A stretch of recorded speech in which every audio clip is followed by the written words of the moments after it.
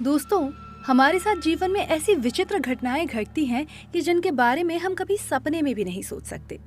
कभी कभी तो हमें ये भी नहीं पता कि हमारी किस गलती की सजा हमें किस रूप में मिलेगी। ऐसा ही एक किस्सा हुआ रानी के साथ, जो स्वभाव से एकदम चुलबुली और मजाकिया लड़की थी। साथ में मम्मी पापा, दादी और उसका भाई रहते थे। हर रोज की तरह उस दिन भी वो लोग खाना खा रहे थे।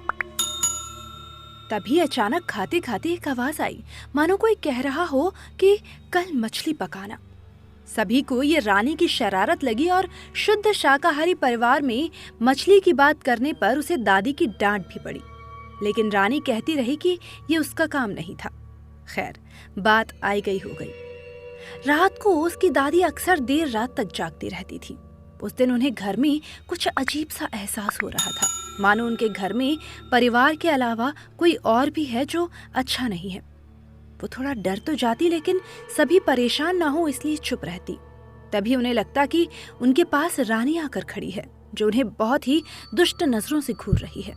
और सच में वहां रानी ही खड़ी थी, जो अपनी विचित्र नजरों से दादी को घूर रही थी, जैसे मानो कोई हिंसक पशु हो।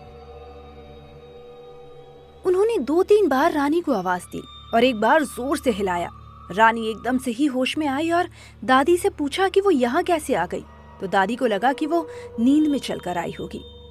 दूसरे दिन तो एकदम ही एक ऐसी घटना घटी कि सबके होश उड़ गए।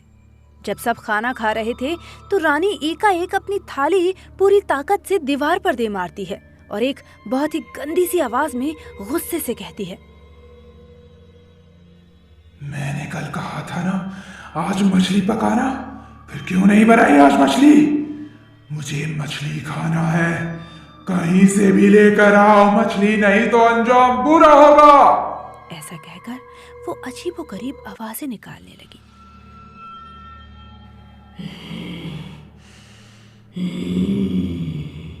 रानी मजाकिया थी, पर ऐसा मजाक निश्चित नहीं कर सकती थी।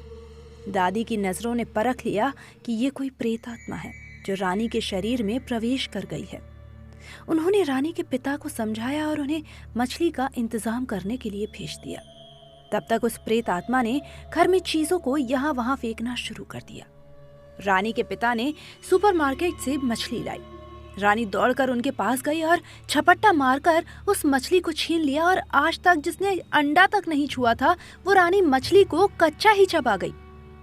बीच बीच में डर और आश्चर्य से स्तब्ध खड़े सभी लोगों को घूर रही थी और डरावनी आवाजें निकाल रही थी।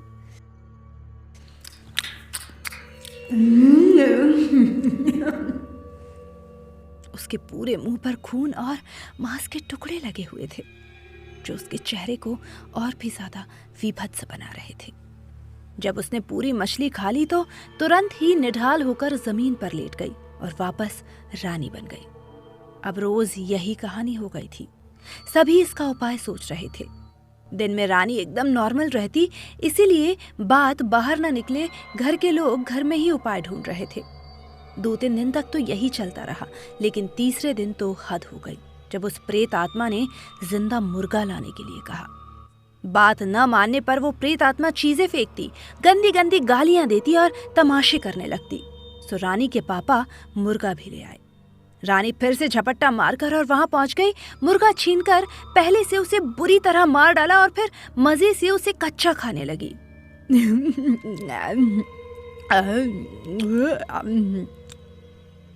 वो बड़ी ही भयानक लग रही थी। स्थिति अब दिन पर दिन खराब होती जा रही थी।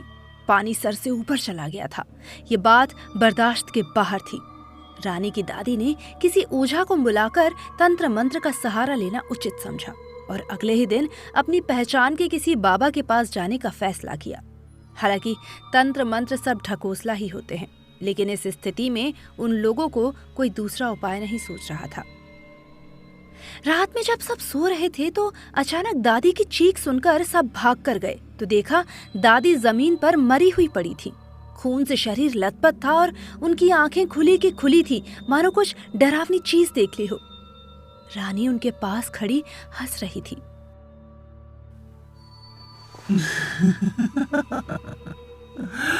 अब मेरा इस घर में काम पूरा हुआ। मैं इस मोहल्ले के दूसरे घर जाऊंगी और उस घर में खाना खाऊंगी।